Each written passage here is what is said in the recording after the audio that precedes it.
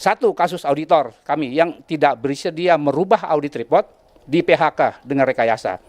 Sudah inkrah sampai PK. Setelah lewat LPK berjuang, muncul pensiun dini. Kita tidak terima berjuang lagi pensiun normal. Siapa yang bisa dibeli? Yang dibeli oleh Muhammad Ali itu siapa dengan bank ini kan? Berarti kan lembaga hukum, eksekutif, yudikatif, legislatif. Ditambah lagi Ibu Titi tadi. Sudah menang di PN, di PT, di MA, kalah dengan PK. Ini siapa sebetulnya? Itu dua bukti itulah yang sudah menguatkan bahwa tiga pihak ini sudah bermain, termasuk anggota Dewan pada saat RDPU Komisi 3 di Komisi 11 2013. Itu semua melakukan pembiaran. Saya rasa saya sudah cukup jelas bicara di sini Pak ya Gus ya. Sekali lagi kami tidak mengancam. Saya berkewajiban sebagai warga negara yang sudah RDPU di Komisi 3, Komisi 11 dan sudah menulis surat kepada Jokowi, sudah menulis surat kepada Kapolri, MK, KY dan semua lembaga termasuk Komisi Yudisial dan satu lagi adalah Kompolnas yang tidak dianalisis. Saya akan bertindak sesuai prosedur hukum. Kalau bisa prosedur hukum, kalau tidak bisa ya kita demo.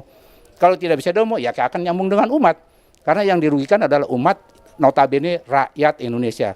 Sekali lagi kepada Kapolda, Kapolri, Kapolres, ini bukan hoak.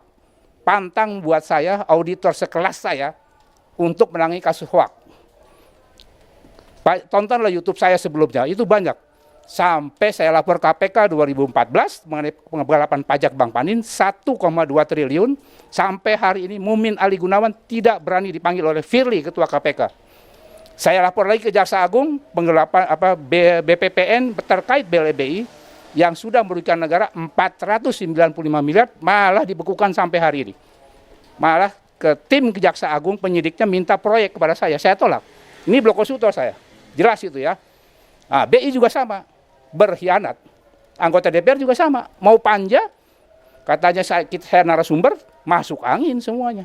Tapi alhamdulillah satu orang, Aziz Samsudin ditangkap KPK.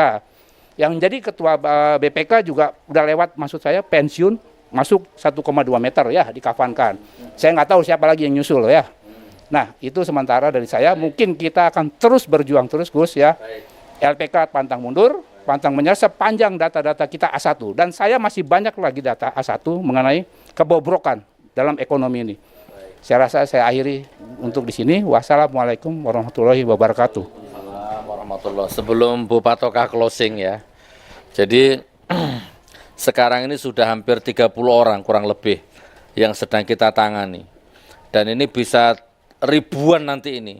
Karena ada ribuan bahkan jutaan orang yang asetnya dirampok ya dengan cara seperti ini. Jadi ini akan menjadi bola panas, ini akan menjadi lava lahar ya rakyat-rakyat yang menuntut keadilan.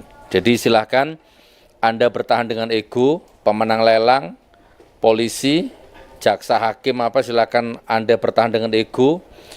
Ego maksudnya wis kadung makan duitnya mungkin sudah kadung masuk angin jadi mau ngakui juga malu. Anda bertahan di situ.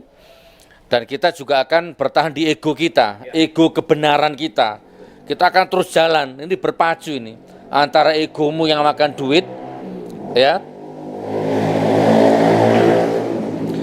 Antara egomu yang diperbudak jabatan dengan ego kami yang mencari ridha Allah, membela rakyat kecil. Nah, di sela-sela persaingan berpacunya ego kita, ada hukum Allah yang jalan.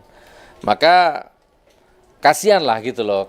Anda nggak perlu kasihan ke kami ini nggak jilat kok. Kami ini, Anda nggak perlu kasihan. Anda kasihan dengan dirimu, uang yang kamu makan, kasihan dikasihkan anakmu, dikasihkan istrimu. Kan hilang berkahnya rumah tanggamu. Apa artinya jabatan, pangkat?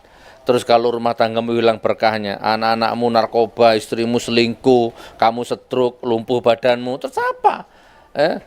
Tampak gagah dengan seragamu, ternyata kamu impoten, kan gak ada yang tahu, gulamu tinggi. Ini kan ada evaluasi alam, ini bahasa saya selalu ke sana Pak Lili.